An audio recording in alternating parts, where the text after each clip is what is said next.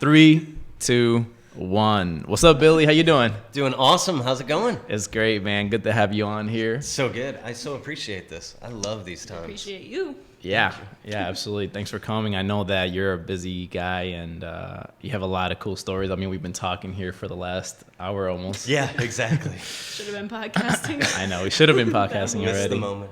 Right. But no, so, I'm really excited to have you on because Kelly's been talking about you. I mean, you guys knew each other first. Yes. And that was through AK Rikk's.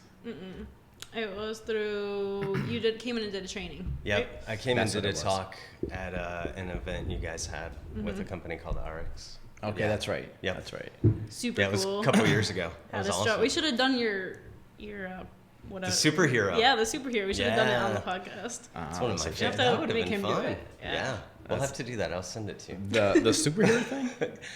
Yeah, and I use it in many different ways, but it's this printout of like a superhero, and then I have people write like 10 characteristics of what a superhero, like, was it your superhero or was it one like just like write your ultimate superhero, 10 characteristics, I think it's your name it, ultimate, give yep. it a story, Yeah. It was like and a then big it's like, baby. where does that align with who you are? Okay. You know what I mean? Yep, Like yep. you can be that person Gotcha. if you choose to be, right? It's so funny. It was that and probably a little drawn out and some stories. Super. And Was it like implicative of like how you envision yourself? I think this one, I mean, I don't know. It was a couple years ago. I do it in many different ways, but I think it was one of like, if you saw a superhero, who would it be? Okay. As opposed, a little more existential, like maybe out there a little bit more, as opposed to like really or less existential maybe, as opposed to like looking in and, because I think a lot of people don't realize who they can be. We're just jumping on in, right? Right. No, this is good. For Yeah. small talk. No. Obviously. This is good. But I do. I think most people aren't good at seeing who they are and like the goodness Right. that they have or the talents they have.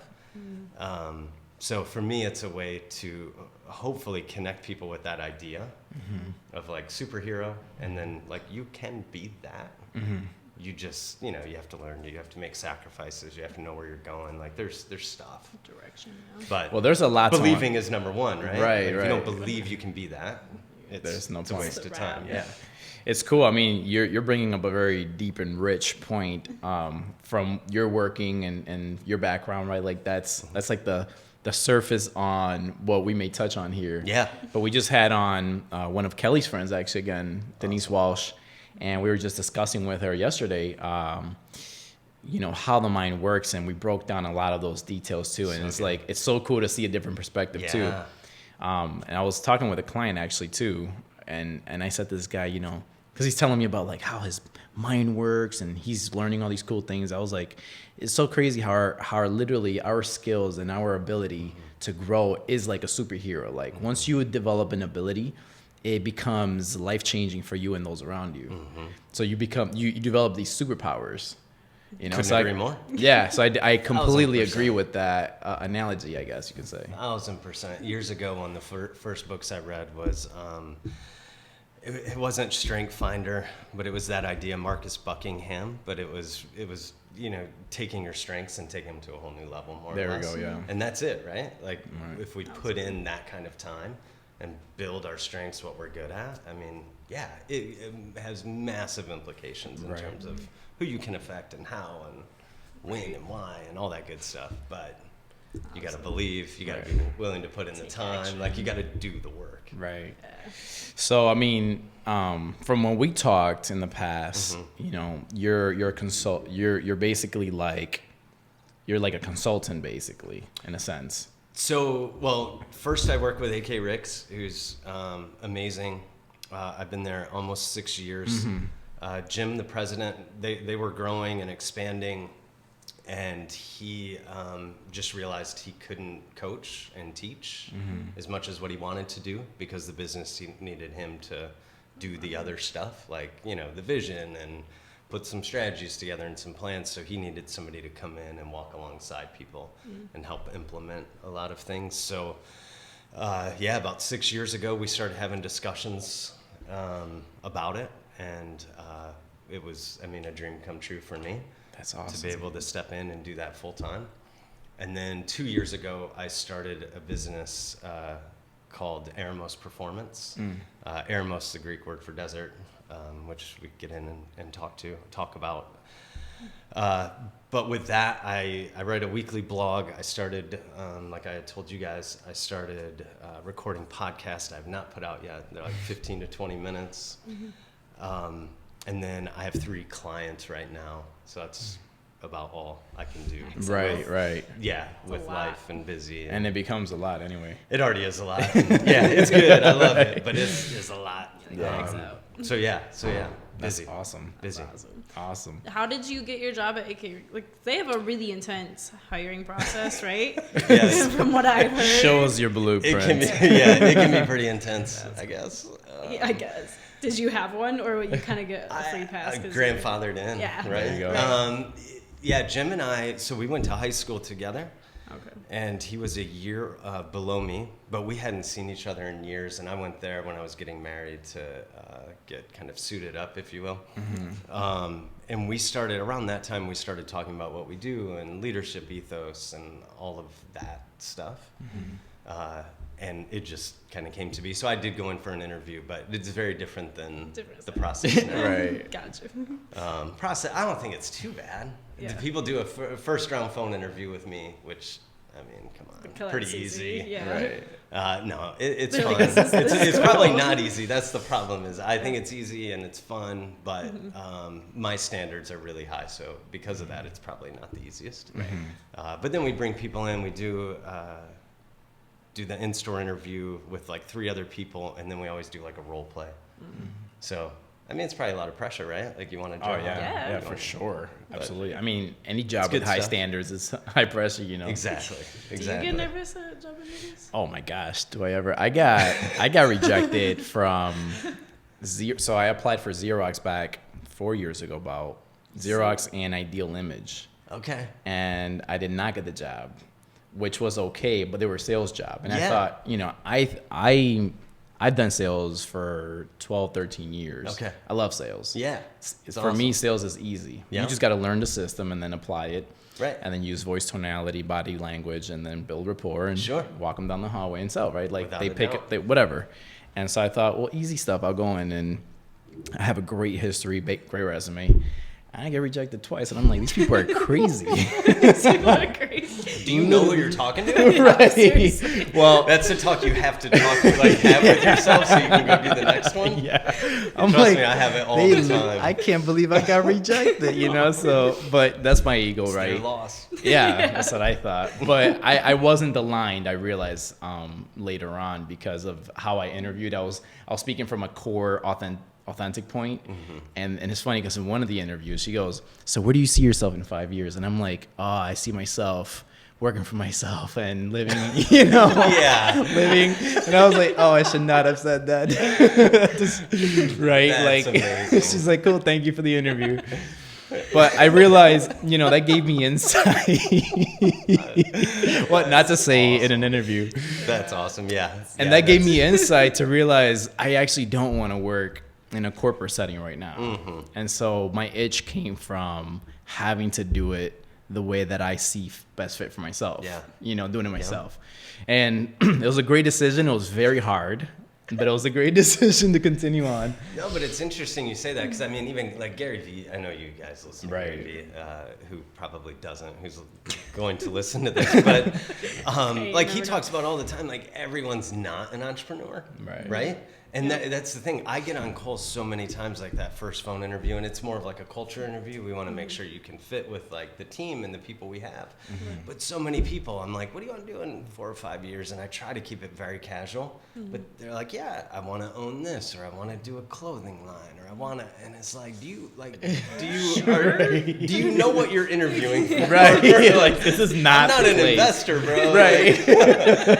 I'm trying to hook you up with a job. Yeah, that would have been me at that interview. So, you know, I realized it's probably at best, and I had to swallow my pride. Yeah, but it led you to the right thing. It led me to the right thing, and I realized I had a mission to put out, you know. So here we are doing it. I love it. Well, you get to be kind of both. Like you kind of in your job, even though you are like would you consider AK Rikk's corporate?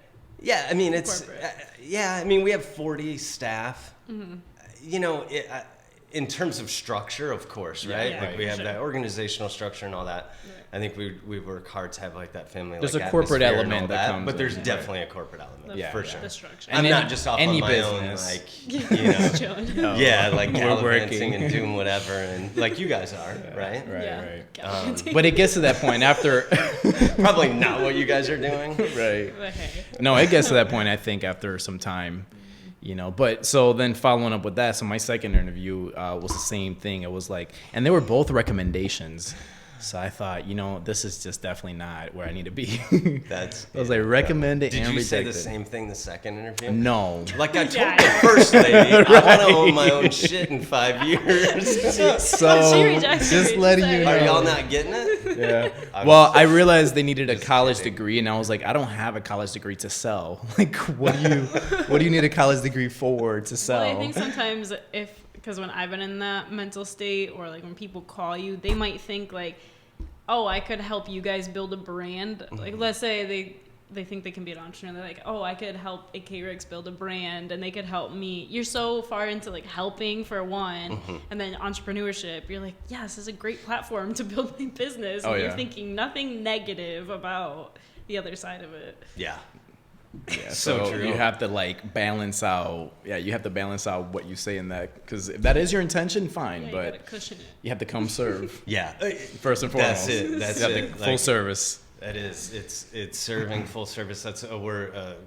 Two words we use all the time. Enterprise. Like that enterprise commitment. Enterprise first. You know. And it's interesting because so many people today they have the idea that they want to own their own thing. My parents were entrepreneurs. Like, you don't even know what it takes to own your own thing. I mean, Man. y'all know. Like, it's Oh, Yeah, learning, we don't learning, even know still, learning. though. like you're. Yeah. I mean, Learning. and it just kills me. Like, I don't know. I say these kids, and I don't Yeah. mean that disrespectfully, but No, it's like you're not even disciplined enough. Like we were joking before we started rolling. Like the dude who watches TV 29 hours and is like, I'm gonna have a Exactly. clothing line. I'm gonna do this. No, Man. you're not. No, you're Right. not. It's like We set up for that loading dock, and even us, like, it was a good experience for us to help the guy set up. But he had said the mats are like lifting 100-pound they're whale tongue. yeah. That's They're how he described awkward. it. They're awkward lift. It's like a can whale see that. tongue, and you're like just heavy and no grip, and it's just bulky and lengthy and like. But you're he like, does what is- this and he sets does. up. He'll set up 20 of them. I think it is right. Yeah, that's about what 20 they of say. them, and then every pop it. I'm like I can't. Yeah. Well, and then you got the weights. And then you got the weights, racks. the racks. Yep. all Does he the set up the rack every time, Yep. or does he bring it in already Full. assembled? No, it's Full it's assembled. already assembled, but the they're But bringing it's sticks the still are weights there. in. heavy. and- Yeah. No, I mean it's just the sticks. Like he puts in all the shelving and everything. Oh, he does. Yeah, like he got nuts, bolts. Okay, I wasn't there wrenches. for that. I thought he would have just popped it on. Oh no! That's I mean, this was a crazy. 3-hour ordeal, and I'm like, he goes, "Yep, this is entrepreneurship, but it's fine." I'm like, "Yeah, Truth. like we'll make burritos all freaking day, but hell no, it's 100 like I'm good." Screw that. For like an hour workout, and Yeah. then take it all. Did you ever down. have a job that you hated when you were in your teens or? So I didn't have my first job till I was almost 24. Wow, nice. Yeah, You- yeah, it's that's almost nice. embarrassing to No, say. that's So, great. Interview over. You're like, get the frick out of here. You don't qualify. I mean, like I delivered some for my parent. Like I had, What'd your parents do? I've worked. They owned flower shop gift shops. Okay. That's a lot of deliveries. So like I did deliveries and things like that. Yeah. But, I mean, just feuding with mom a little bit. Yeah, When So they had their own shop growing yeah, up. yeah, they had a couple, and then my first job was at a place called Wedgwood. I don't know if you're familiar with it. I actually am. Yeah. Are you? My buddy Okay. work. It's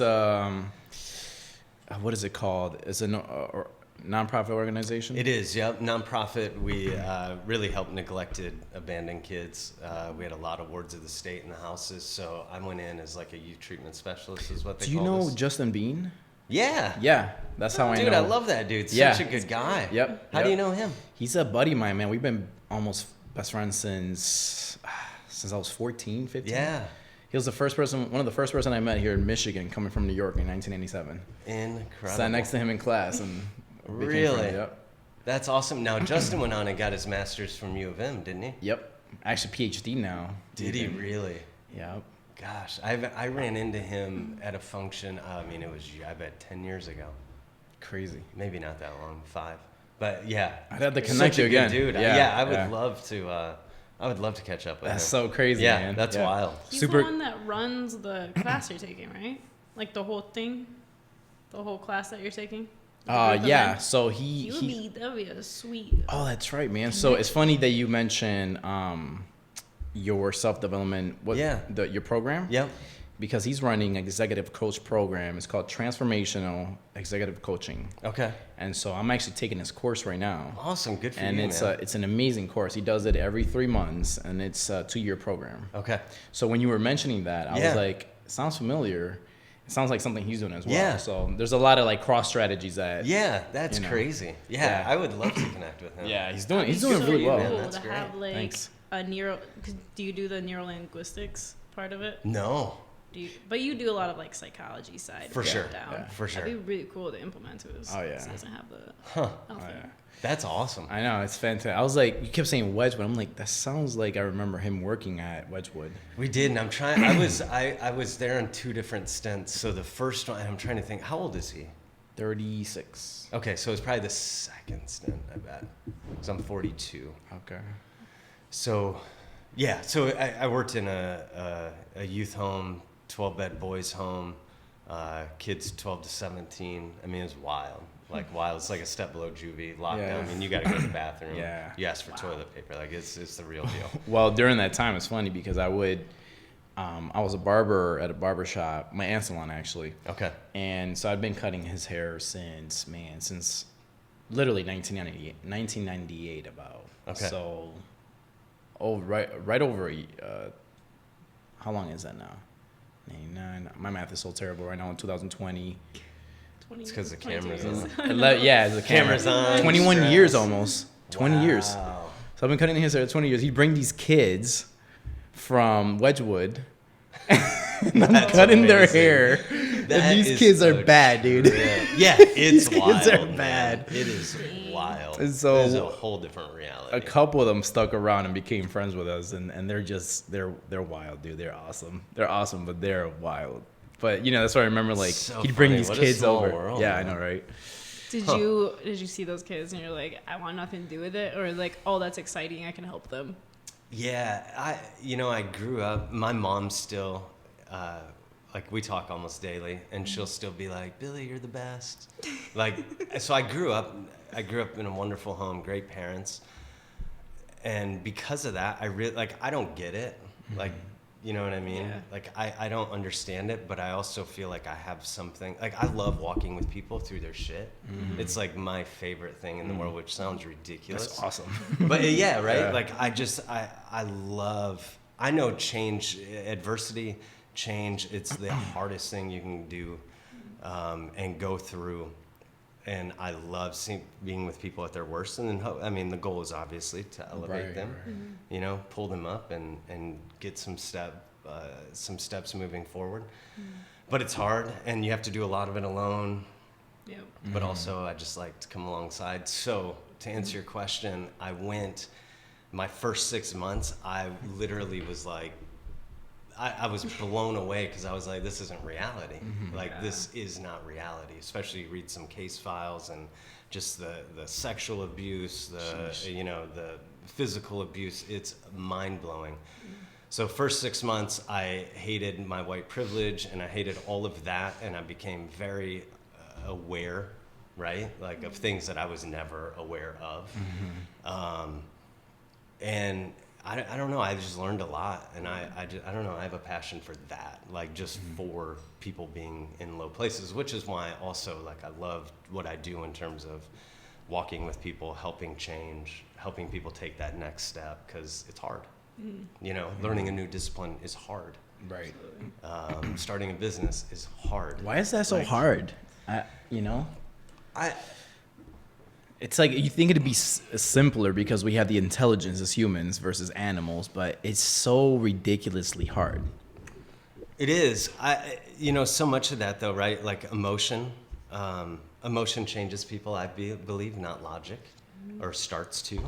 You know, we have an idea of, I want to open a business, right? And then we sit here and we get excited and we feel that, but then we have this whole past that we would love to ignore as opposed to really diving into and learning from. We ignore that, and then we're like, that unknown thing is scary. So then we just stay where we're at. And, you know, and I don't have a problem with a working job. I work one, but it's just cliche wise, then we work our 9 to 5 and we pay our bills and we raise kids, and that's a good life. I personally, no offense to anyone, I just personally don't think that's a good life. Whether you're an entrepreneur, work at a company, whatever you do, I believe you have to go into that next thing, that unknown world, right?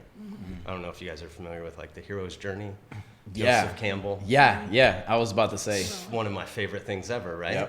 So you have a character. It's for people who don't know, it's a storytelling, a way to tell storytelling from myths. Pretty much every story ever told uses the hero journey. Right. The hero's journey. And you start with a character, and you're in a known world, is what they would call it. And then there's a call to adventure. That call to adventure is what takes you to like the unknown world, right? And that's what scares people. But most people never take that call to adventure, right? It's like the Matrix. Red pill, blue pill. Right. No one ever. Most people. It's no one. But most people don't. You know, take the pill and go down the rabbit hole. And see how deep it goes. We were just talking about the pill last night. Right? Well, we were having a discussion and talking about the pill. Do you want the red or the blue, Kelly? Truth. I mean, it's true, right? But I believe most people stay. They stay in that known world, and it's comfortable. I have a personality defect because I think I like variety as one of my natural needs in my personality. And I say natural because there are 4. I don't know if you've been to Tony Robbins' conference, or at least. Yeah, I love Tony Robbins. Yeah. So he got from the Maslow's hierarchy the base core needs, and then like the wants. And so in our personality, there's the certainty, uncertainty, love, connection, and significance. Those are the first 4 of the personality, and then there's contribution and growth as the spirit ones, right? And so I identify with, I relate to significance in my personality. Like I need significance to feel like I'm doing well. And then I also have variety, which was interesting because most people land on certainty. Certainty and significance are probably the 2 predominant ones, and then love and connection too also, you know. But I realize for variety, I've leaned towards that constantly, which is always the dark world, you know, the undeveloped, the wild, you know. And it's like I've had to pave my way through some things that I am grateful for, but man, they caused me a headache because I didn't take the blueprint first. And I think young people should learn to take the blueprint first versus go and experiment like I did into the world. But it depends, you know. I mean, because I think you need structure. I think you need structure to operate at least somewhat cohesively or coherently in a world that is wild and chaotic. Agreed. Well, that's interesting because you guys are the same. You're both 7. Well, we're all 7s, right? I was just going to ask with the Enneagram. Are you guys 7s? I'm a 7. So am I. So we're going to get nothing done today. And we're going to sit here today and just dream and talk. That's the conversation. It's like, we may end up going on a road trip by the end of this. So we should tell people what a 7 is exactly. Yeah, go for it. Or Kelly. Do you know what a 7 is? I mean, I think you should explain because you explain it. I'm not real good at it. I mean, a 7 on the Enneagram is the promoter, right?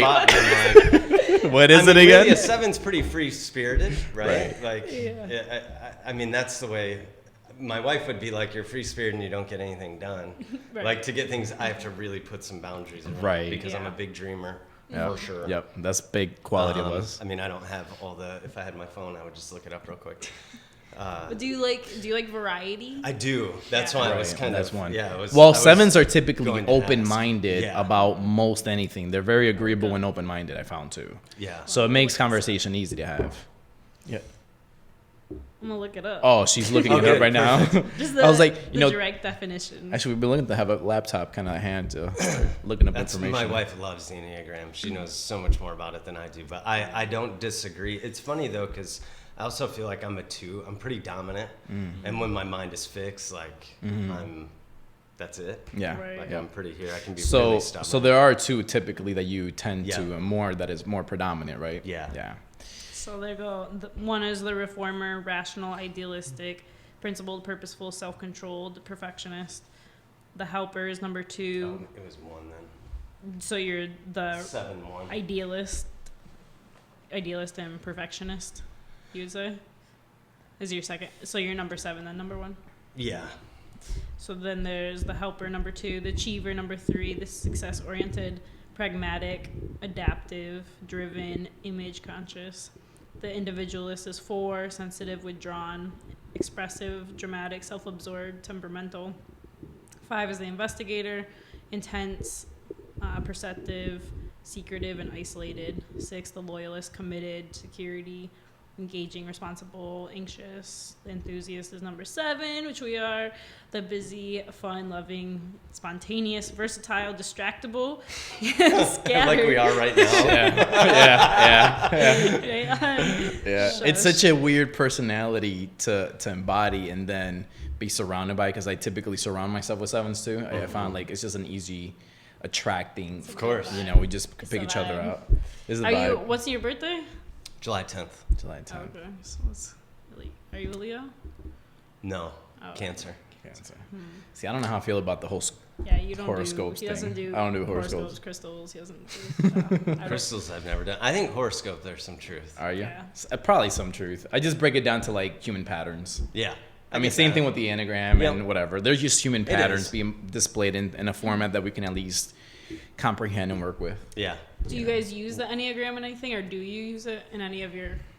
No, we've used it a couple times, like at work, just for like fun stuff, because it helps you get to know somebody, like you're saying, like the patterns and stuff. But never like mandatory. I've never gotten like super dialed in and focused on it. Yeah, super into it. That's cool though. What's their process? So when you interview people, do people get nervous, scared? Are you right then starting to work with them, like walk through their shit with them there? Like, can you tell a little bit? And then you want to bring those people to the second interview? Like, if there's somebody that has potential, but they have some stuff to walk through, but you can see yourself helping them through that, are you more likely to be like, all right, here, let's go. Like, this is a good fit for you? Yeah, it depends. I mean, my thing is, everyone has shit. Yeah. And when I have, like, the great phone interviews, like, I'm hyped because it was like, this was really good, but I really want to know what the dark side is, because we all have both sides. Gotcha. You know what I mean? That's cool. I love that you say that. That's what I always look for. So for me, if somebody's just like, yo, like it's a good interview, and I'm like, oh, like, you it's could too add good value. to be true. Yeah, but they're like, here's where I struggle, or here's what my passes look like. It makes it so much easier. How do you handle that question? Do you just go out and say, what are your... I try to make interviews as conversational as possible, like with what we're having now. So if I called, we got on the phone, I'd be like, thank you for taking time. Always start with gratitude. And then it would go into position. Here's what you applied for. I try to have, interviews be as conversational as possible. So if you have questions, don't wait until the end. Like, I have questions. I'm sure you do. Let's just get them both, let's get both of our sides answered. It's a two-way street. I trust, right? Like, I have 30 seconds to build trust. Right. Because I would rather them, like, I've had people be like, I shouldn't be telling you this, but... And all of a sudden, like, my heart stops because I'm like, what are you going to tell me? And sometimes they tell me things they're right. They probably shouldn't have told me. Right. And then other times they tell me things and it's like, oh, I love the vulnerability and I love the honesty. And we could work with that. Like, to go back to your question. Yeah, it just depends. And I, at AK, only typically work with managers and above. Nice. And then, the goal is to coach them up and then they coach their people up, right? Gotcha, yeah. That makes a lot of sense. I think not enough jobs do that at all. Oh, seriously? I think they should. At least most leaders in managerial positions, they should definitely, implement that, because if somebody can help me identify my dark spot, and I'm a new employee, and I'm 17, 18, or 20, and I'm gonna work somewhere new, I want to know that somebody's addressing those things in myself, and that I can work on myself on that job, but I have the skills, right? I don't have a detrimental issue. It's just that I can work on these like lower forms of my personality. A lot of people don't look at it that way, and so they're ready to quit and fire and toss people away because they're like, well, they're a bad person. It's like, well, they have good intentions and they're willing to learn, but you didn't give them a shot. Agreed. On the other side, though, a lot of people aren't coachable. That is also true. That is also true. So I am speaking for the coachables. Yeah, but right. I don't. I mean, I don't. But they I don't aren't disagree coachable. with that at all. I mean, it's hard I think it's hard to look yourself in the mirror anyway. I mean, I'm so accustomed to it now. Like I've kind of always been my own worst enemy. I'm probably too hard on myself and have been for years. But a lot of people don't want to go to that. That's true. That place, That's true, yeah. like looking at, like David Goggins would say, like that accountability mirror, and just call yourself what you are. Like for me, I find life in that. Like if I'm being a piece of shit, it is what it is. Right. like, oh well. Why are you being this way? Let's figure out what it is. Yeah. Like let's go as deep as we need to figure out where this is coming from and work with it. Right. That's cool that you say that. I am a huge proponent now, and Kelly and I have had a lot of discussions about recently even. Well, it's like accepting things for what they are, and because her and I, and it starts with me, like I had a history of lashing out when things didn't go my way. Sure. And it's so easy to lash out and be upset about this thing. It's like, all right, well, I had to figure out some rules around that. And what are some rules that, do you lash out when if something breaks? Do you get mad? It's like, no, it's a mistake. Did the person mean to do it? Were they bashing something? It's like, no, they were just doing what they thought they needed to do, and something happened. Yeah.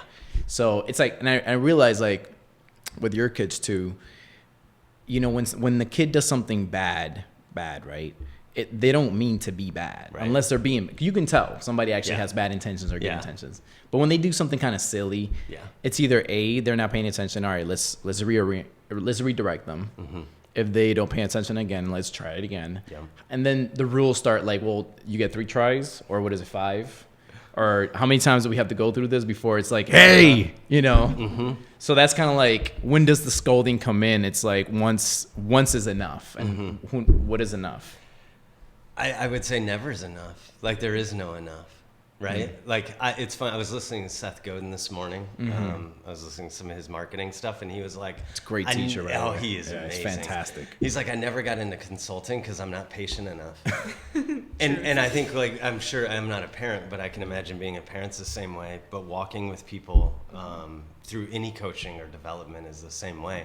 It is just this constant, like, little moves. It is micro, and then we go backwards. It's so frustrating. You know what I mean? Because they sabotage. Because once again, it like goes back to that hero's journey thing. There's the unknown world. I'm fearful of that.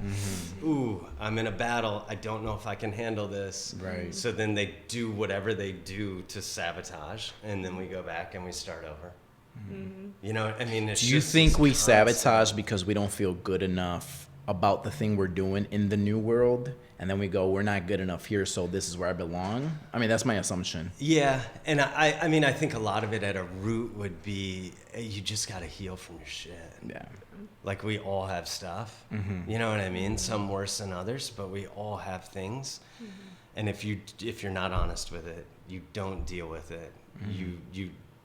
You allow it to define you. Like, it's either going to define you, or it's going to define you in one way or another. Right. It's going to come after you. But you have the choice of if it's going to define you negatively or positively. Yeah. But that takes work. Yeah. You know, it always goes back to the work thing for me. It's like, it does. It's always deep work. I don't think anybody anybody on this planet gets out with a free card that says you don't get to work on your gifts. You just get to get off easy in life. It doesn't matter if you're. How do you balance that though? So go and look at yourself in the mirror, and you're like, gotta work. Okay, well, I don't know how you do it, but like I would say meditation, exercise, like those little things. Yeah.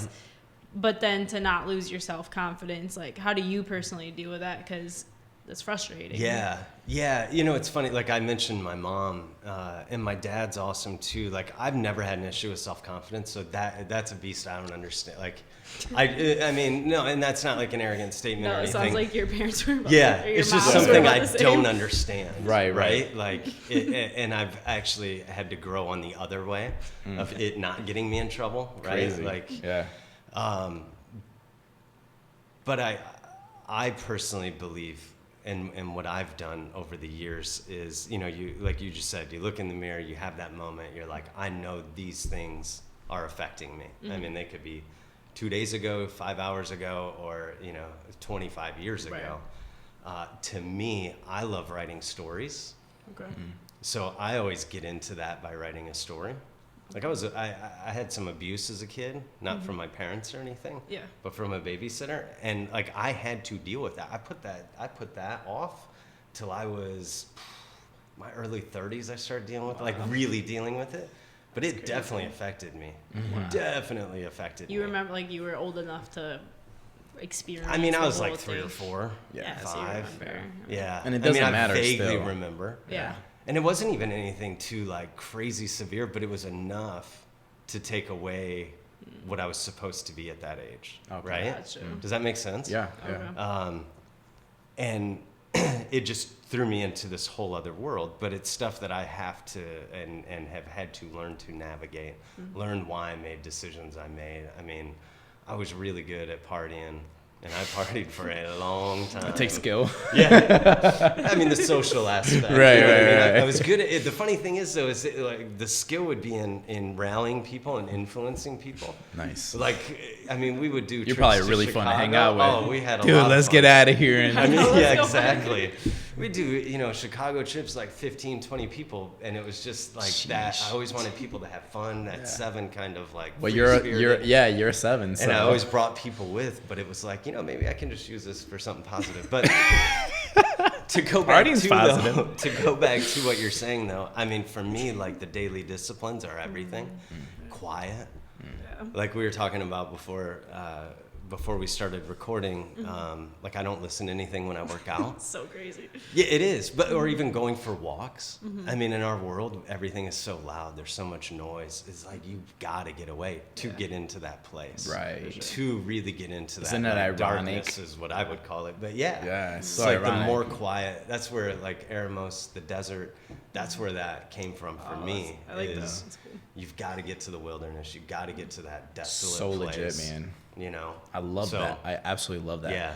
I've been listening. So I do want to get a little bit into your history a little more so that people can whatever get you to want. know you because Yeah. you have so much knowledge.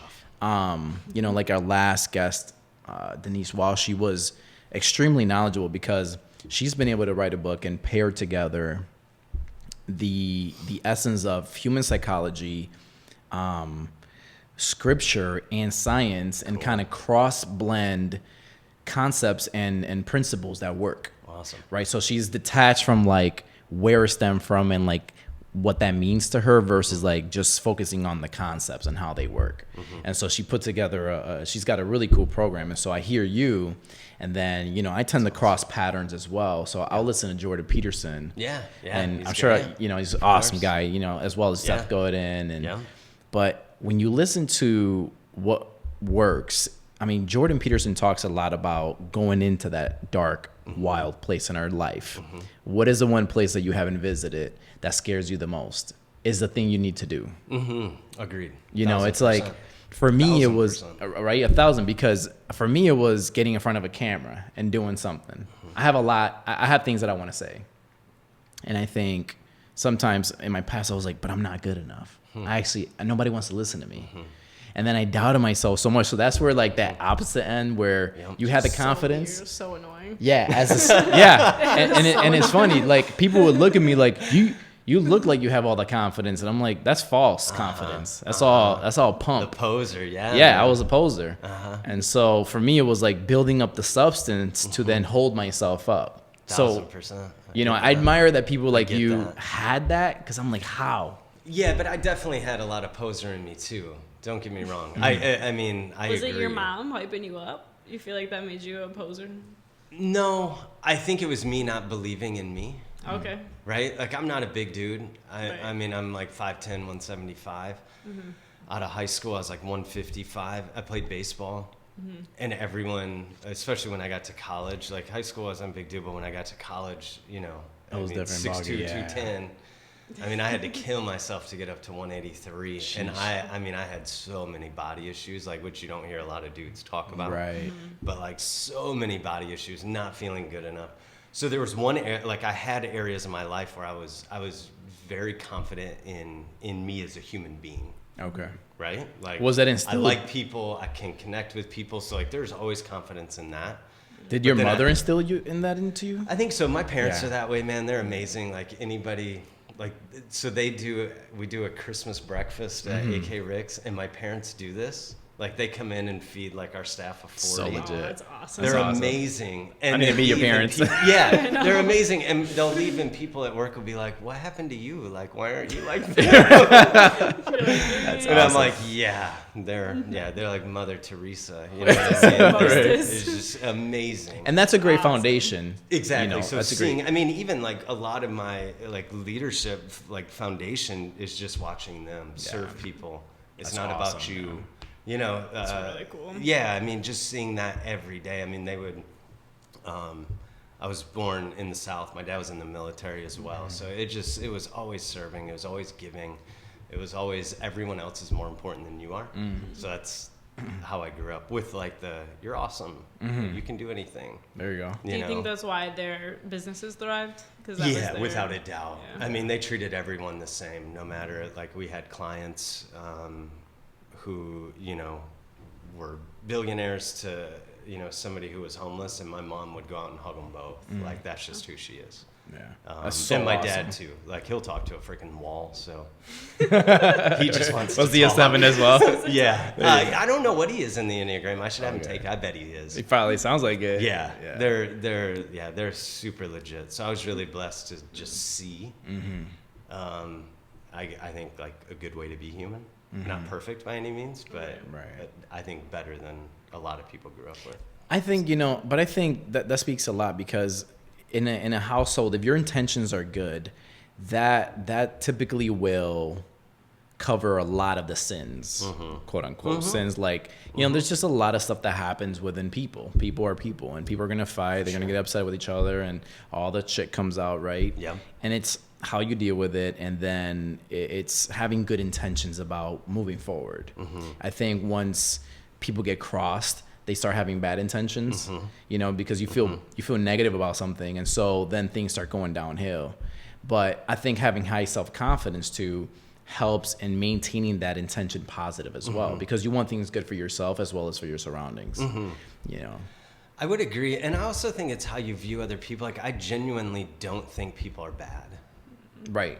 Like, I really, really don't. So if somebody does me wrong, I believe it's because they haven't dealt with shit Okay. that they should have dealt with. Right. So there's part like empathy, right? I mean, it's a word that's tossed out all the time, and it's a word we used in social work all the time. But it is so true. Like, walk in their shoes. You know what I mean?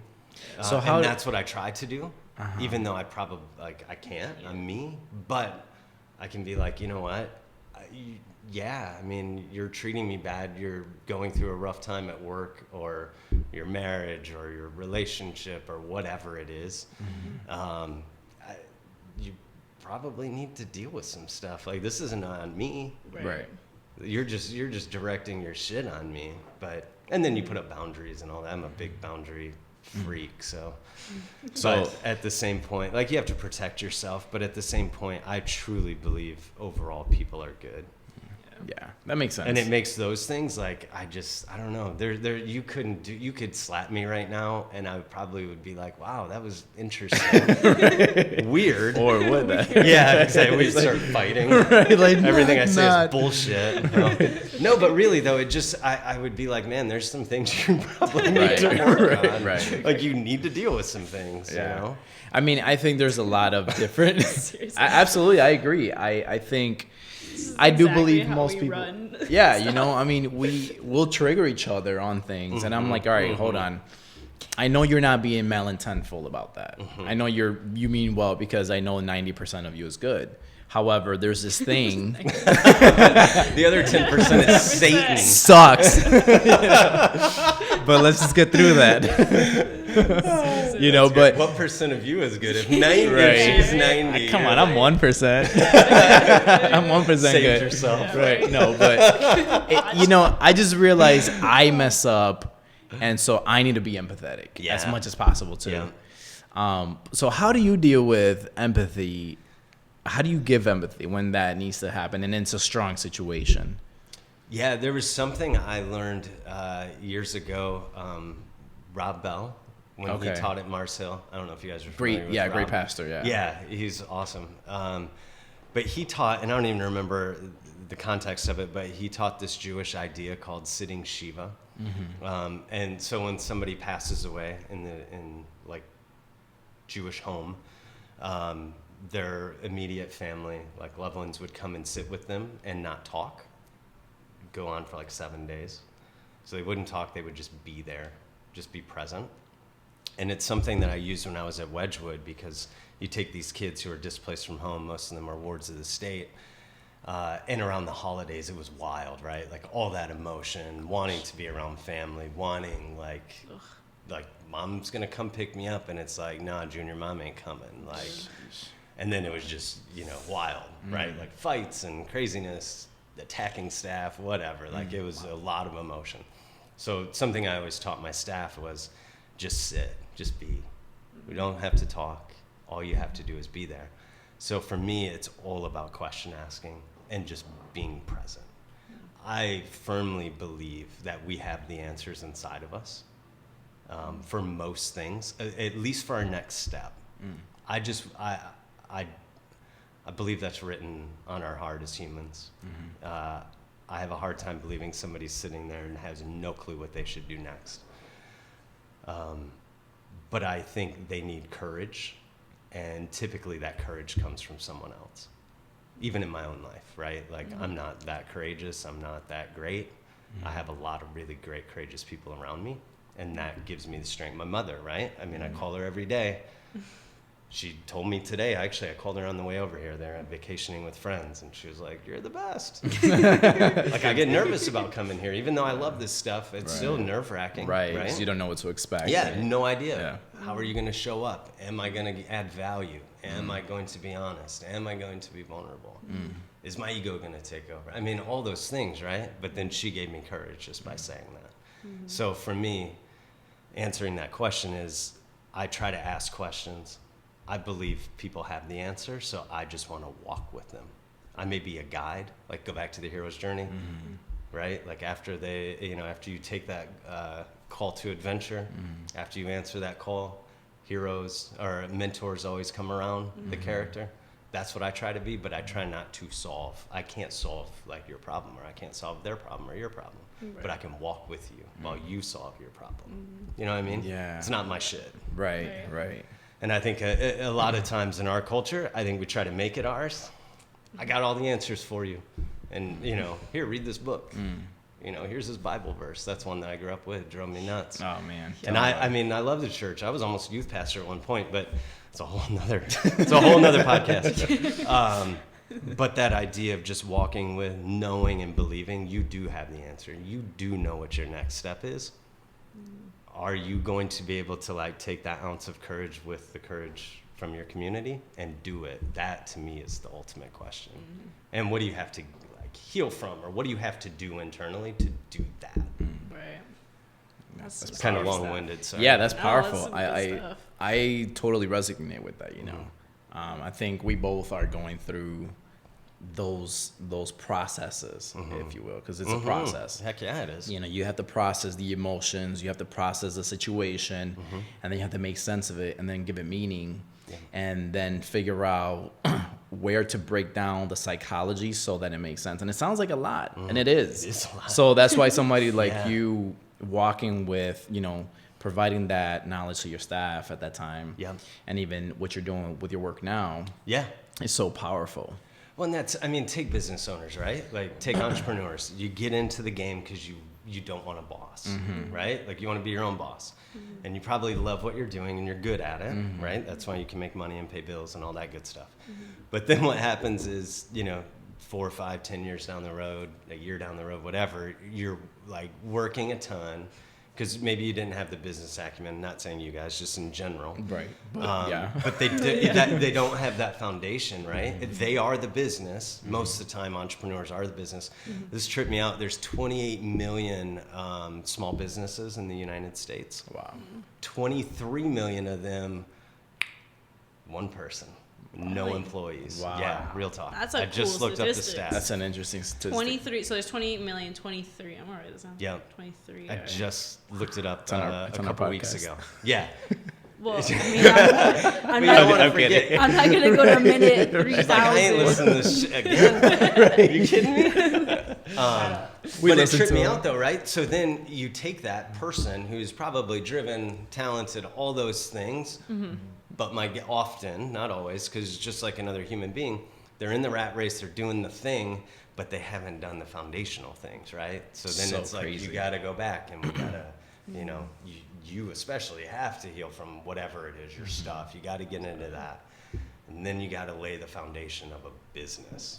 Not like of a sole proprietorship or, you know what I mean? Or a one-man band, but Right. you, even if it is a one-man band, you still have to lay that foundation, right? Absolutely. And those are both insane amounts of work to do on both ends. Crazy. First, figuring out what's going on here, right? Because Aristotle was know thyself. Yeah. Aristotle was it? Or Socrates? Gosh, now you're Or getting me. Hippocrates. Funny thing is, I was a philosophy major. One of these guys. It was one of the Greeks. Yeah, they're all great, but I think it was Hippocrates actually. Know thyself, right? Which is the most important thing. And then in the business world is know who you're competing against, and then know the field you're playing in, so you can play well. That's right. So it's like you have to know the business you're in, you have to know yourself very well, and then you have to know people as well. Yeah. And Yeah, then when it's you crazy. combine, and it takes a long time. I mean, I'm 10, 12 years deep now Yeah. Yeah. in strong failures, but I'm Right. here. But that's the thing, right? I mean, and that it's living today is so crazy because I love it and I think it's interesting, and I'm sure they'll say the same thing 20, 30 years from now or 60 years from now.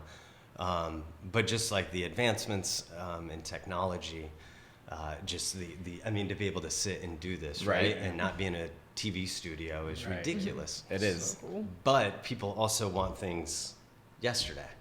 You know what I mean? And it's just not the reality. The process hasn't changed, like you mentioned. Right. None of that has changed because at the end of the day, you aren't the person to get this thing, or you would already have it. Yeah. Exactly. Right? So true. Yeah. So true. you've got to become that person to get that thing. And Yep. that's the process. That's the process. That's the stuff. And everything's go for it. No. Like everything's a system too. So I wonder how have you implement that into your marriage, because I see business, relationship, friendship, and then parenting are all businesses. And then that foundation, like that foundation, something he's more so the one that preached like foundation. So I can imagine that. I'm assuming you brought it into your marriage. You don't have to speak on it if you don't want to. No, But you're like, fine. I think that's a huge connector to the person that's closest to you. I'm assuming. Yeah, it is. It's interesting because Anya and I are very similar. Like overall, we see the world in a very similar way. Sometimes how we execute is different. But in terms of like our foundation, I mean, it like we don't have like core values or anything, and maybe it's something we should do. Now that you said that, Go home, here are like core shit. I got it. values. You know what I mean? Or we don't have like a mission vision, but we stay.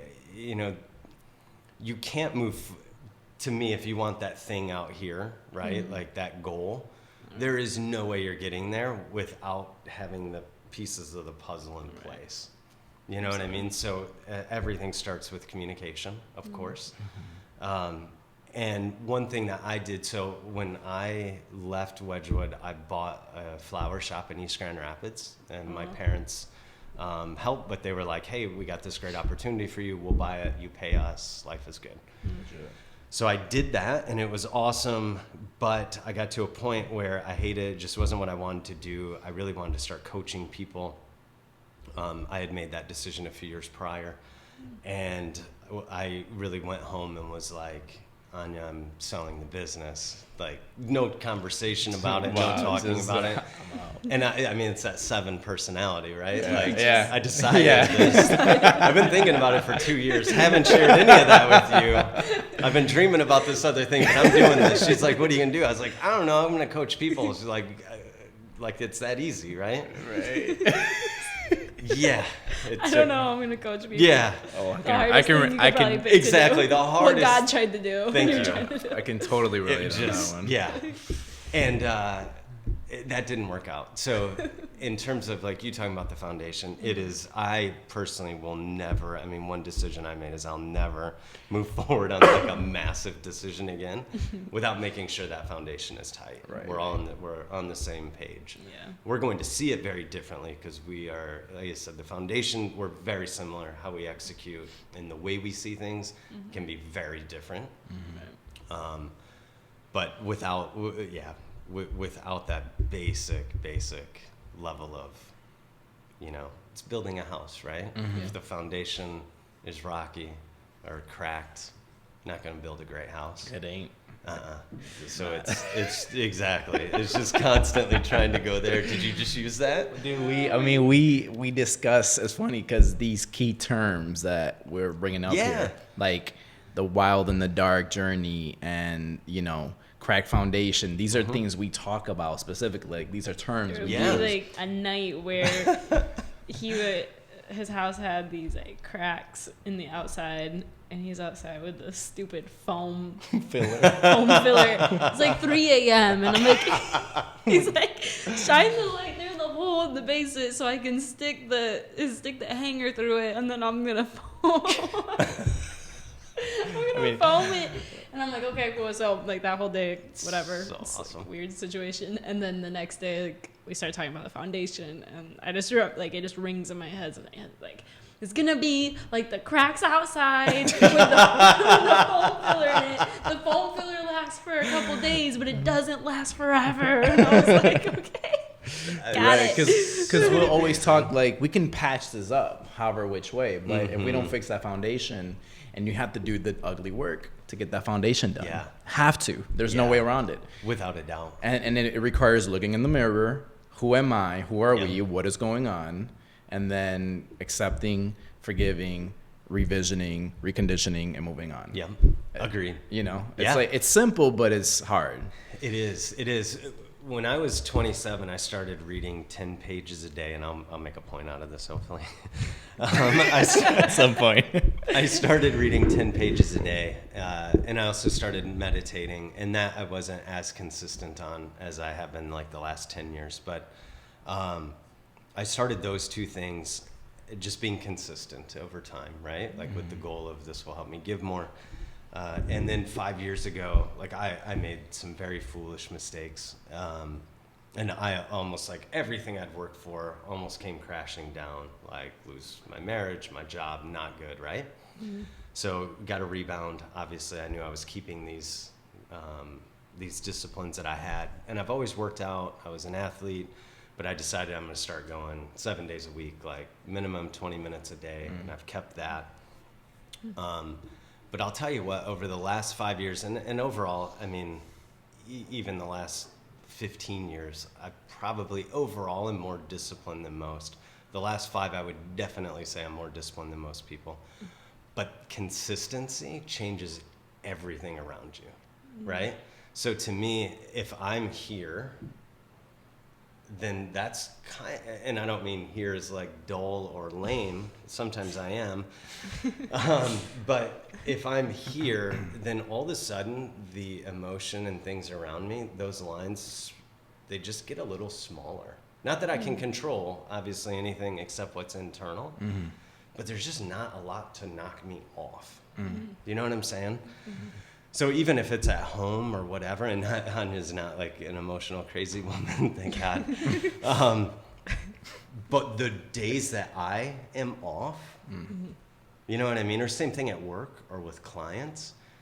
I believe people pay often for consistency. I mean, even in food, right? Like, I'm going to crush that burrito. I'm expecting it's probably as great as the last one I ate. Oh, yeah. Do you know what I'm Absolutely, saying? right. That's what people pay for, right? The consistency. And I think the more we can be that in relationships, the better as well. But I don't believe people are consistent mostly. I think people mostly are like this. And once again, it goes back to like, are you dealing with your stuff? Do you have disciplines? Are you being honest with you? You know, and dealing with your stuff isn't like that one-time thing. It's freaking ongoing. It's every day. I deal with something in me that I think sucks. And I pat myself on the back for the things I think are awesome. Right. I mean, you got to do both, right? Yeah. But yeah, I think that consistency, that creating that foundation, it's really hard to crack. It is. And that's a great foundation to build. Because I think, you know, children, we grow up as children and we're volatile emotionally. We want something, we want it now. We're crying about the dumbest things. You know, it's petty. It's like, come on, have some common sense, little guy. But you forget that they're so young that they're flying off the handle because they can't have the last popcorn. Yeah. You know, without a doubt. Or whatever the heck it is. Or they switch Netflix shows on each other. Like, but we're literally like that as people. Like that's how we are. Agreed. And I realize it's never a good thing to like be upset about those things. It's just working through them. Cause I realize too, getting upset about, and I'm notorious for like wanting to get off the handle too. Cause once I do, I'm matching that energy. Yeah. You know, and it's like, then it's not going anywhere. Right. You know, which happens. So it's like maintaining that consistent energy. You get to like reflect back to that person how they're being while also maintaining control of the situation. Yeah. At least how I see it, you know. No, for sure. And that's, I mean, where I always have to pause myself is I'm a problem solver in many aspects, and I just got to sometimes shut my mouth. Like, be like, do we really have to go through this? Like, I can just solve this real quick. That doesn't go well. That doesn't go well. Gotta hear you out, give you empathy, right? Like, exactly.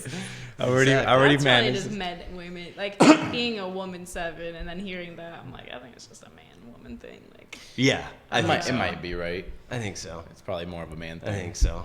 What's your day? You get up at 5, right? Most days. I did for years. I won't get up past 6 now. The sleep is obviously important. Yeah.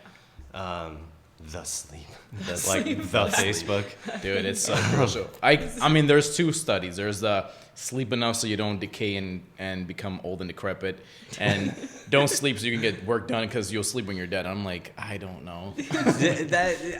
Everything that I've read is like 7 to 9 hours paramount. Right. Anything under 7, you're losing like focus and efficiencies and all that. Okay, so I try to stay at 7. Okay. Yeah, I do. I get up at 5 or 6 these days. I won't get up past 6. So I get up, start coffee, read 10 pages, if not more, but 10 is my minimum. I meditate 20 minutes typically. I always do some stretching, mobility, just get the blood flowing a little bit. And by that time, usually, Anya's getting up, and then, you know, just go through the morning. Chat, do that whole deal, make lunches. But I've been starting my day that way pretty religiously since I was like 27. Nice. Yeah, you know, it's funny. Like when I was a philosophy major, so I really started to love reading in college. But at 27, it was just, I don't know, I was listening like a Zig Ziglar, like some old school motivational stuff. Oh, he's great. Yeah, man, he's so good. I love those old school cats, man. But I remember he talked about reading 10 pages a day, and I was like, this is so great. And then I had a mentor, and I loved C.S. Lewis at the time. And he told me, he was like, if you read 10 pages a day of C.S. Lewis, in like 2 years, you're going to be a C.S. Lewis like expert. So I just put those both together and was like, this is great. I can read something that someone else wrote, and I can take something out of it, and I can give it to somebody else if need be. Right? Like, not walk around like I know everything. But and then over time, like, this would be awesome. And like, it just hit me this morning. I finished reading. I started a new book, and I just added up some of the books, and I was like, damn, like, I'm almost like at 600 books. Wow. Dang. So legit. Which there's people who read a heck of a lot more than me. I mean, the average CEO reads 60 books a year, so which is crazy. But prolific entrepreneurs at about 1,000 to 2,000. Yeah, it's so crazy. You're not far off. But it's that thing though of like what we were talking about. It's you don't get it today. Right? Like I could have sped that process up. I probably could have read 30 pages a day or 20. And then I would have been at 1,200 books or 1,500, and then I would have advanced and become that person I need to be probably sooner. Yep. That work is hard work. Yeah. Even the discipline of 10 pages a day. I mean, if I, for whatever reason, something happens, I don't get it to it in the morning, I got to do it during the day, I got to do it at night. Like it is it's a must. it's a non-negotiable for me. It's just like working out, it's a non-negotiable. If it's 11 o'clock at night, then I'm down in the gym doing what I got to do. You know? Do you have those? Do those anchor you in?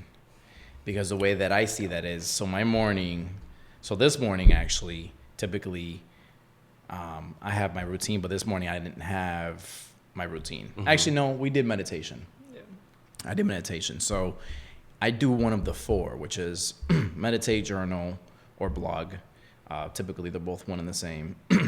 But I try to write like one blog a day, and then meditate, read, and then stretch.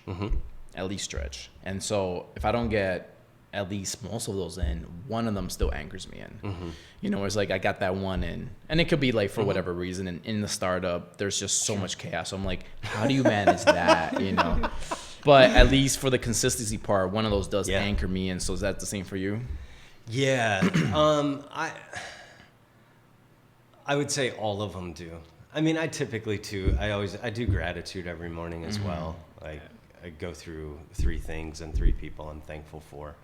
I mean, part of me, the days like if I get up, things happen, right? Like life does happen, and I have to meditate later. I feel it, but it could just, I mean, that could be very simply just a discipline thing. And like, I'm very structured these days. Like, it's funny that I'm even a 7, like, because I don't feel like a 7 anymore from who I used to be. There's definitely still some characteristics of it, but overall, You morph over time, without a doubt, right? But yeah, I mean, they 100% ground me. It's that quiet. It's that time. Like for me, during that time is a time of taking more than giving. So like, I won't write. I won't do anything that I potentially would like put out. It's more of a very self-centered time, to be honest with you. Like it's a time to fill my cup up, you know? I like that. I never thought of it that way. Because it is kind of a task to write. Like I'll journal every morning, and I'll be like, it's more of a I have to versus the meditation is I get to. And it's probably perspective. I would journal some. I just wouldn't like write a blog. I wouldn't do anything that I'm going to give. If that makes sense. Like if I'm giving to me, it's all good. Gotcha, yeah. But it's definitely a time where, I mean, I look at it as I'm going to go through the rest of the day, and if life is like perfect and great, I'm going to go the rest of the day giving the majority of the time. Right. Hopefully not thinking just about me. Right. And that's going to exhaust me by the end of the day. Right. You know, that's fantastic. So for me, though. that hour in the morning is everything. You feel like you feel good about the hour. I feel like I need like 2.5 hours to fit all that in. But then I have the gym too. It's typically like an hour and 15 minutes, and then I train. I mean, 20 minutes is my minimum, but I train about an hour a day typically. Okay. So the workout comes after that hour and 15, but you do the stretching. I typically work out at night. Gotcha. I feel like we have the same routine. Yeah. Do we? Totally. Like I love working out at night. I do too. Making the time for all these little intricacies in the midst of our growth is tough. And so, but if my perfect day is start off that it's a 2-hour morning start, and then I get cranking. But I'm like, that's a lot of time for the morning. You know, an hour should be enough, but it's like, how do you fit all of those things in? Yeah, I don't think that's bad though. Right. I don't. I mean, I get up 2.5 hours before Anya. So like I have plenty of time. That's legit. I mean, you got to figure when I'm waking up, like at 5, I'll be sitting there with my coffee, just like Chill. Basically, right? You know what I mean? Like for like 25 minutes, I'm just trying to freaking wake up. I hate getting up early. Like legit. Like I hate it. I've never enjoyed it. That's funny. I would much rather. You don't have to enjoy it. You Yeah, have to get used but to it's it. the You just discipline, do it. right? So to me, and it's something our culture hates is sacrifice. Like, you have to sacrifice. I mean, for the last 5 years, I've hung out with like my crew or my boys, like, I mean, 24 times in 5 years, like not much. Right. I just don't have time, you know. If I'm gonna obviously build my marriage, do what I have to do at AK Rick's, do what I have to do with Eremos, plus the stuff that I want to do, like just on working out, that whole Be deal. a human. Yeah, there is no time. So for me, when I have like a half hour of chill, like that's, I just want to be left the frick alone. Like, it's like to like throw on Netflix or watch a movie or, you know, watch Sports Center. Right. I totally They understand. figure out that. what's actually going on in the world. Exactly. Like, oh, that's what everybody's talking about. That, I don't know. I don't know if I care about that right now. No. It's so cool seeing different personality types. I mean, I can resonate with you on that because I must be because we share the same. I mean, we vibe on the same thing too, where it's, you know, we can follow the same structure and the same things. We clash the same way, and but it's working through all those little things, you know. So your work at AK Rick's, I mean, I think that, I mean, what a cool job to have. It's awesome. You know, and you get to use all of your skills as well too. It's awesome. You know, you're managing teams Very and lucky. you're implementing values and principles, right? Share a little bit about that, if you can. Oh yeah, I can. I mean, it's, you know, it's a lot of the same stuff, right? Like people come in. I think we demand a lot, for sure. There are high standards. But everyone comes in at a different place, right? So like my job is to see where somebody is at, see where the growth potential is, and then run with that. So it's starting fresh all the time, right? Or a different situation at times just needs somebody to be a little bit different. And that often will go against personality, and that's where, you know, things can get really tricky. But it's coaching people through that, walking people through that, and challenging them. I mean, I think I like to say that I just start or create adversity all day long. I'm just gonna go pick fights. Right. It's like, hey, Are you what's gonna going brawl or are you gonna talk it out? Exactly. No, but like if you see somebody, you know, if somebody's a team leader or a manager, and not everybody is great at everything, just like me. I am by far not great at everything. What I can do though is I can see a situation, I can see where people are at and see where they need to go to get better, right? So you may have somebody who's really good at planning and organizing and really crappy at accountability. So we're going to work on accountability. Right? Because working on that helps them with the strengths they have. And they have to do it. Like, it's just part of the gig. Yeah, it's a must. Do you know what I mean? So that's really what I do all day long. Do you have a very much so step up or step out? Is that kind of your mentality, you feel like? Internally, yeah. It just I mean, doesn't work that sounds real harsh, well. but it doesn't have to be that harsh. It's literally like step up and hold yourself accountable and do the work, or... Yeah, I'm really patient. Change takes so much time. I mean, look at like even what you guys, you know, have went back to, like the stuff you're working through. Right. Like how many conversations have you had about the same thing? I mean, even in my own life, there's so many things that I hate that I do that I've been doing like 20 years that I need, you know, I'm still working on adjusting and changing. Right. So it's a little bit of both. It's a little bit of like, this is the deal. Right. But gonna walk with you through it, right? Sure. And then obviously, yeah, I mean, if somebody's not performing, those are whole different discussions. So I was gonna say, is that's it's a business. That's right? probably where standards come in. Yeah. It's like, this is the standard, and I understand there is shit in the past, there is mistakes or probably bad habits, but here are our skill sets. Let's work on the bad stuff so we get the standard up to par. Exactly. So then is performance like, all right, well, your attitude's poor, your ability to put effort in is poor, whatever else, right? Is that how do you measure standard and how do you operate it with it? Yeah, without a doubt. I mean, you know, we have core values at work, which are a great roadmap. And at the end of the day, I mean, it's a job, just like with you guys, in your business. Like at the end of the day, you have to have outcomes. Are you getting the outcomes or not? You know what I mean? And if you're not, sometimes too, it's as simple as me even reworking a process or helping rework a process that works with that person's skill set better. Gotcha. Because people just, I mean, as much as I say we change, I don't know how much we change per se. We can adapt some disciplines, but like I'm never, like my wife is uber type A, very organized, amazing. I wish I was that way. I will never be that. I have to work very hard to stay as organized as I am, which is not close to her. I'm never going to change. You know what I mean? But I can do some things to make it better. Right? Right. But yeah, I mean, it's to go back to your point though. Yeah, I mean, bad attitudes, they're not getting the outcomes you need anyway. Right. People who aren't, I have a big thing in terms of managers. Everything goes back on them. Like Jocko Willink, if you guys are familiar with Jocko, like totally. Extreme Ownership. Yep. That's it for me. Great book. Exactly. Yeah, phenomenal Great book. book. That idea is it. Like you take ownership. Like the I, you, we, I use all the time. If you guys like are familiar with that kind of idea, it's like it's a team thing.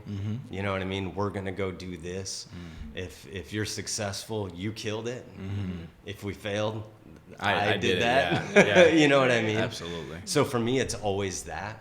And our job as managers, leaders, whether that's at work or at home or whatever, is to pull people along and help them get better. If they're not getting better, it's not their fault. It's yours most of the time. Because I'm not doing a good job at leading. Exactly. Yep. So for me, everything is that. So, I mean, there's always a ton of grace and a ton of effort and movement because not everyone's wired that way. Especially when, I mean, just look at the world. I mean, that's obvious. Dude, this is such gold knowledge, you know, and nobody grows up with this typically. Most people don't grow up. If you have kids, or if you do have kids, I'm sure you're imparting this amazing knowledge into their life, as well as being a great father. You know, No kids. No kids yet. No kids. All right, so congrats on that.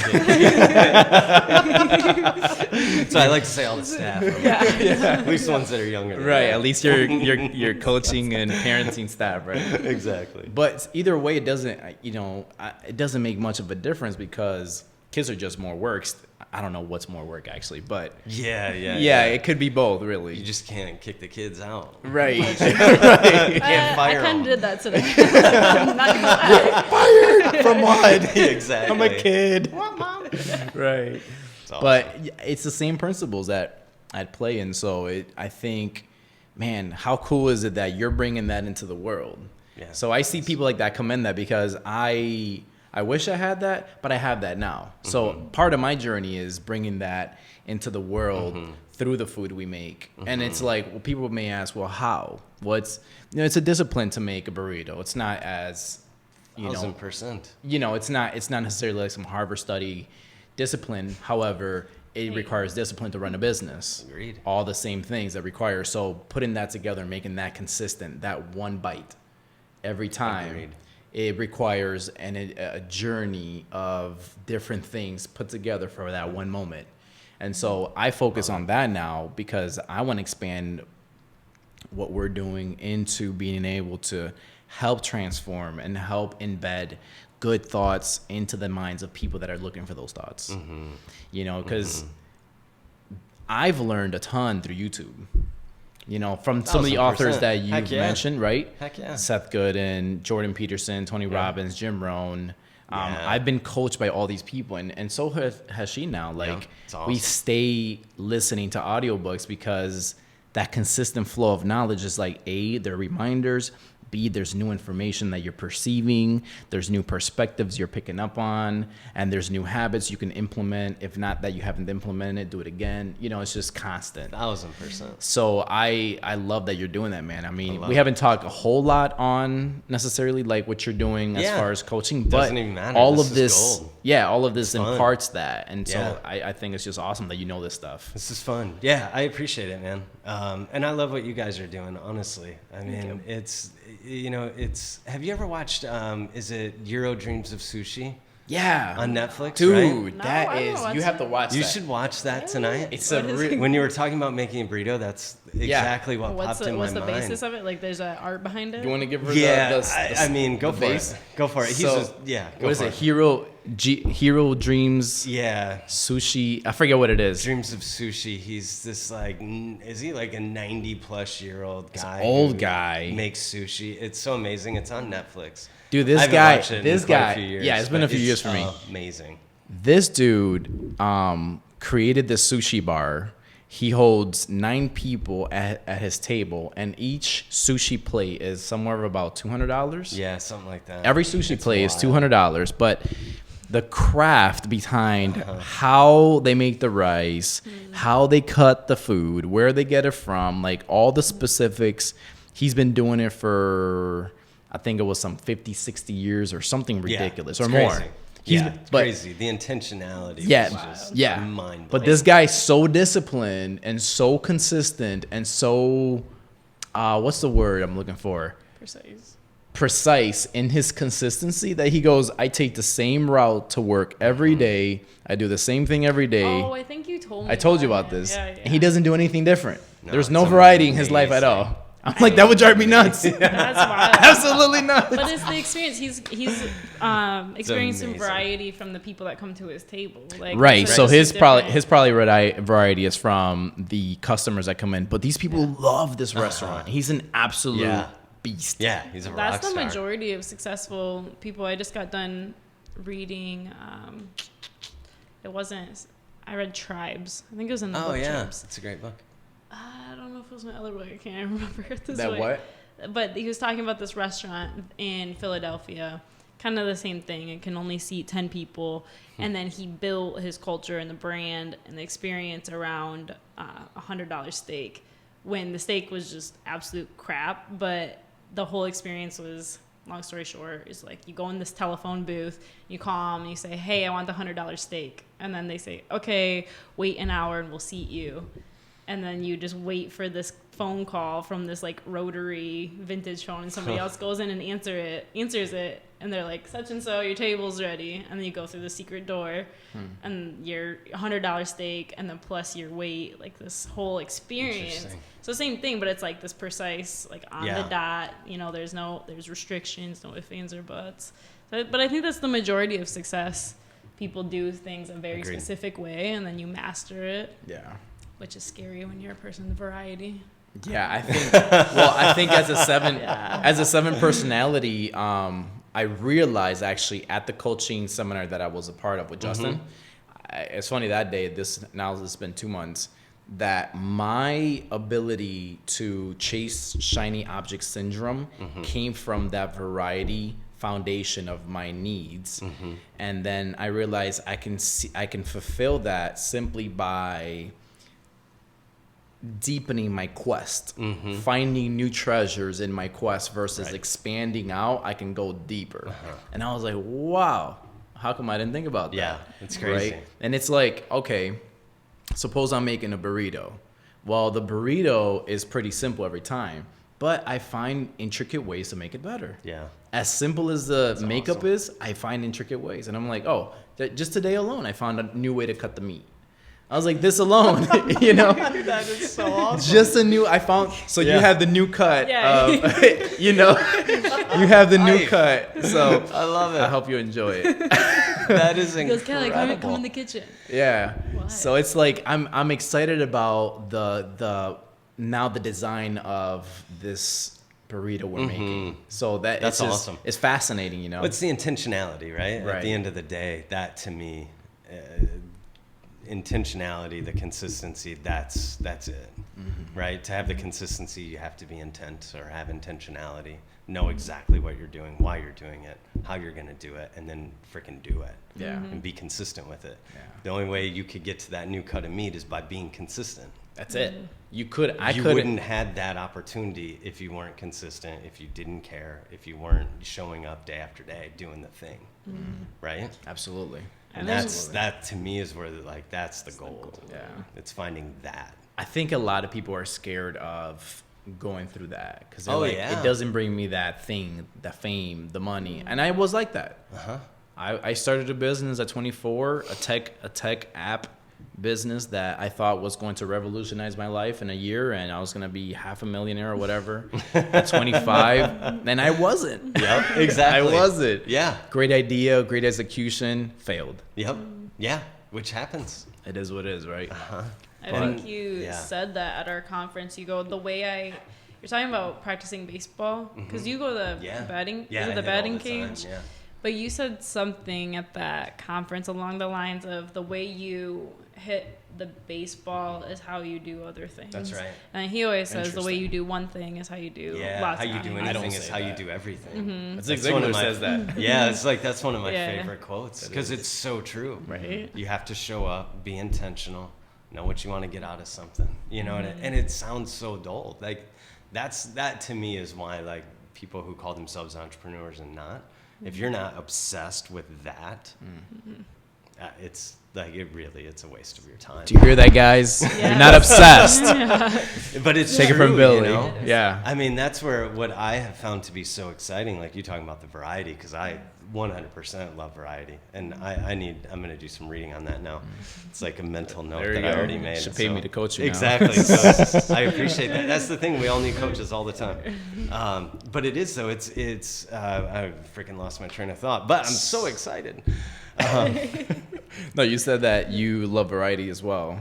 Yeah. You're going to start reading about it. It's that thing. It's that shiny out syndrome. Exactly. It's the 7. It's all Messed good. it up, man. It happens. Sorry. It happens. I really do. I enjoy the talk of building. I'm all about building mindset. I'm all about building mindset. I'm all about building a foundation because I didn't have a foundation growing up.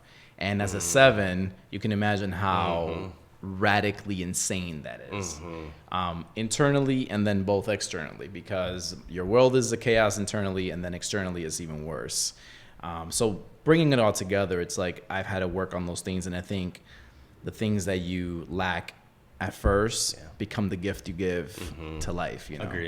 Agreed. Both part of the passion that you're born with, and then it becomes a passion that you can give as well. Yeah, totally agree. You know, man, I really enjoy this conversation. It's been great. Let me ask you this so we can wrap it up here. If you guys have anything else, but what impact do you want to leave in this planet before you die? Hopefully that's in the next 100 years, but honestly, I think simply, I mean, like I threw out that 100,000 person number, but I want to help as many people as possible take that next step, right? Because I always have this idea in my mind of unfinished business, and I believe we all have unfinished business, or we wouldn't be human. Whether you're 95 or you're 15, I want to be involved in as many stories as possible, just taking that next step, because there's always a next step, for one. Right. And the next step is always the hardest. Yeah. Right. You know? So for me, that's it. Like I want to be involved in as many stories as possible. That's awesome. In a good way. Right. Not in the bad story. What do you think that means for people to take the next step? Because it's, okay, the first step's always the scariest step. It's the hardest step. Yeah. But what's it mean? Like, why? I mean, why not be there when they're at their slump? Like, they hit their peak. They're like, okay, they take that first step. You get an adrenaline high, and then you crash down. Does that mean you're at that step too? Exactly. Okay. Yeah, because the next step is always happening, right? I mean, that one step may take 5 years. Right. Right? Like, that one step typically isn't instantaneous, But yeah, whether it's at the peak or at the bottom. I mean, it's like I said, to be honest with you, like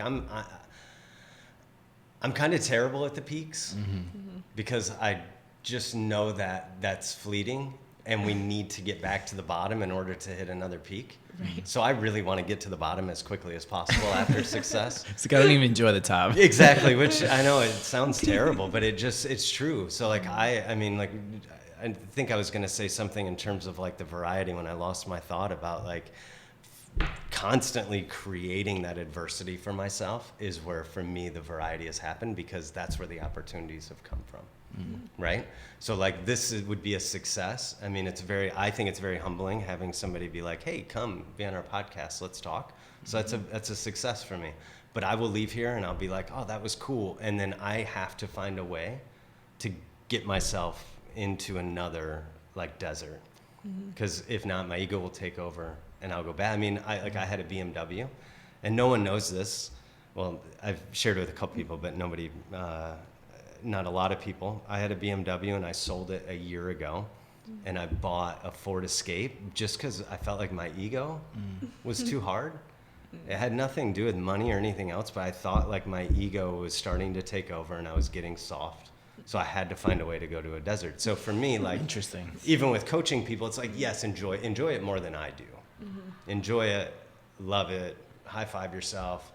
Give yourself like a week or a day, whatever. Give yourself a time limit to enjoy that, celebrate, and then go back to the desert. Right. So I like Powerful. that. Yeah. So I don't know if, Yeah. Oh, that was good. I like that because nobody really. I don't think anybody really thinks like that. Like I think about Kobe when we talk about that kind of stuff. I mean, he was like, huge. I love yeah. Mom. Like, he was somebody who impacted me so much. Like, read some of the articles on him calling his trainer up at 2:15 in the morning. Trainer goes to the gym at 3. Kobe's already been there for like 4 hours training. Jeez. I mean, dude was just next level. Right. Next level. I'm like, am I willing to do that? Intentional, consistent, Yeah. constantly like finding that At the desert, highest that level. Exactly. I mean, same thing. He retired. Instead of taking time off, he was at the gym 5 a.m. the next morning. I mean, that to me is Kobe. Oh gosh, I can Yeah, talk you can about go Kobe on all day about it, long. right? Well, like he won with the Academy Award, right? He had been working on writing for 10 years prior. There was a time in his career that people were like, Kobe's not a good teammate. He doesn't go out with the team afterwards. He was like, no, I don't go out with the team because I'm back at the hotel learning to write stories. Because he knew the end was coming. That's why he won an award 2 years after. It wasn't the 2 years. It was the 12 years. Right. So crazy, man. Everybody You know? shows So before. powerful. Right. You said about unfinished business, and so I wonder, I'm Mm-hmm. like, so did Kobe have finished business? You know, like was his Yeah. business done? Like it was his Can't time. answer that. I know. That's it's above my just- pay grade. I know. Right. Tell us, Billy. Come on. It We want just to makes you know. think, I right? know. It makes No, you I think. feel you. I hear you. Well, if you think about it, hear you. I've made this correlation, which I don't know how meaningful it is to anything, but think about, so just a few leaders like Jesus Christ died young, right? Bruce Lee died young. Kobe's dying young. Michael Jackson. You can go on through history, and there's several, like Marilyn Monroe, right? There's just some. I mean, you can't relate like exactly how and why, but it's almost like this. I've done what I needed to do, and now it's like it's done. I don't know. And I see that, I'm like, there's so much. Yeah, some people just. Some things happen to some people and they die, and it should not have been. It's a freak accident. And I think Kobe's accident was a freak one. But then again, you just don't, I don't know. So maybe let's ask this question. How many people die and don't impact anyone? Right, Not right. even in their own community. Right. Who live to be 90. Right? Have just taking up space. Like that to me, I can be honest with y'all. I struggle finding 5 to 10 people who I really, really envy, like holistically, like who, and envy is probably the wrong word, but who I look at and I'm like, that person inspires me, like the whole way they live their life. That's it. Yeah, they say pick your 5, right? I mean, I know a lot of people, and I can tell you it's hard to find 5. It is. I mean, I've cut more people out than I've brought in. And that's not like an ego thing. I mean, and there are a lot of people I love I've had to cut out. or at least not hang out with. Maybe cut out's the wrong word. But that's, I mean, it's just, man, to me, if people did 1%, like you just do one thing consistently, disciplined, it just would change so much. I feel like that's your core message right there. It is, man. Because that's all it takes, right? Like years ago, and I wish I remembered who I heard this from or I read it because I would give them credit. But they were talking about the Earth and the sun. You move 1 degree toward the sun, you burn. The Earth would burn. Rob Bell. Move a degree back, we freeze. It may have been. Yeah, because he talks about the dials of the universe. That may have been, right? Yeah. Yep. But it's like, that's it. That's being human. If you're the Earth, you take one degree. That's it. Like one thing done on a daily basis. You text one person a day, a different person, and tell them what they mean to you. Your whole life changes. And their others' lives change. That's the thing people don't realize too, is when you go out and you give that gratitude and you thank people and you tell other people how great they are and you help other people be great, like your life is never the same. You know what I mean? But you just do something like that once a day, and it becomes meaningless if you don't appreciate and pay attention to those things. Without a doubt. And people forget to do that and there's so much power in that moment. A ton of power. And that's the thing, you end up getting so much more than you get. That's why, like, walking with people and putting off maybe some of my own stuff to walk with somebody else, like, I end up getting so much more out of that than people could ever imagine. I mean, let alone it forces me to stay reading. It forces me to stay disciplined. That's just, like, I have to, because I have to stay ahead, right? So to speak. Right. You know what I mean? If I'm going to coach somebody, I better have some good ideas or some thoughts. Better be well read. I better, and I, better know how to teach, coach, connect, different personalities and all that. So, I mean, just knowing that I'm giving forces me, to become a better person automatically. But even if it's just, like I said, that passive stuff of pat somebody on the back, high five, recognize someone. We should be passive about the good things, not the bad things. Yes. Yeah. Passive love, not passive aggression. Agreed. Yeah, exactly. Right? That should be a new one. Yeah, we could do a whole podcast. We need passive right. I hate that. Oh my god. It's like, That was definitely something I grew up with, But it's a common thing to like, and then it's funny how we pay attention to the negative things first, and then humans are interesting, man. Oh, dude, without a doubt, man. But so this has been amazing, man. I mean, what amazing knowledge you have. Again, I can't commend you enough for like sharing that with us. I've learned a ton today. I'm sure. I hope some of the well-rounded man, plus being, you're two-sided, you're entrepreneur and you're 9 to 5, and to not just be one way or the other. Yeah, you have this well-roundedness that encompasses so much. That's cool. I appreciate the work you're doing. I love to see. Are you writing a book right now? I feel like we. I was. I paused. Okay. But in the works. If you do, the works. If you do, I can't wait to love. read it. Yeah, right. The labor of love.